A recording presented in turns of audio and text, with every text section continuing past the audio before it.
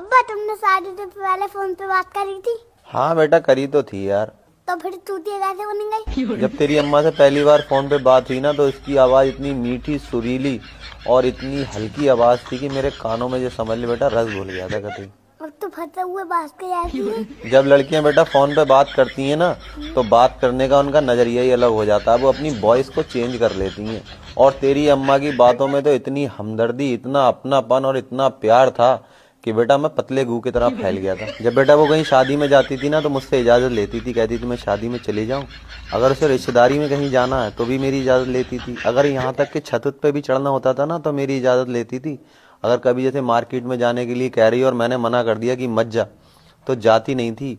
बेटा आप बताओ, किसी इंसान को बाल्टी भर प्यार ना मिला हो और उसे फिर समंदर भर प्यार मिल जाए, तो बताओ क्या करेगा। एक बार मैंने तेरी मम्मा से पूछ लिया, अगर मैं मर गया तो तू क्या करेगी। ज्यादातर लड़के ये बेटा पूछ ही लेते हैं कि अगर मैं मर गया तो तू क्या करेगी। पता उसने क्या ड्रामा करा था? पूरा दिन रोटी नहीं खाई थी। बोली अगर तुमने आज के बाद ऐसी बात करी तो समझ लेना मैं तुमसे कभी बात नहीं करूंगी। कभी किसी रिश्तेदार से तो पूछा होगा? जब भी रिश्तेदारों से बेटा मैंने उसके बारे में बात करी, तो सबने एक ही बात बोली कि लड़की तो गाय है, गाय। उनसे चल के कहा कि तुम्हारी गाय अन्नू बकरा कैसे बन गई? मैं बेटा गया था, मैंने उनसे कही, मैंने कि तुम तो कहते थे कि लड़की गाय है, गाय। तो बोले बेटा हम तो अब भी कह रहे हैं लड़की गाय है, लेकिन तुमने सुनी कहाँ थी पूरी बात। हम तो ये कह रहे थे कि मरखन्नी गाय है।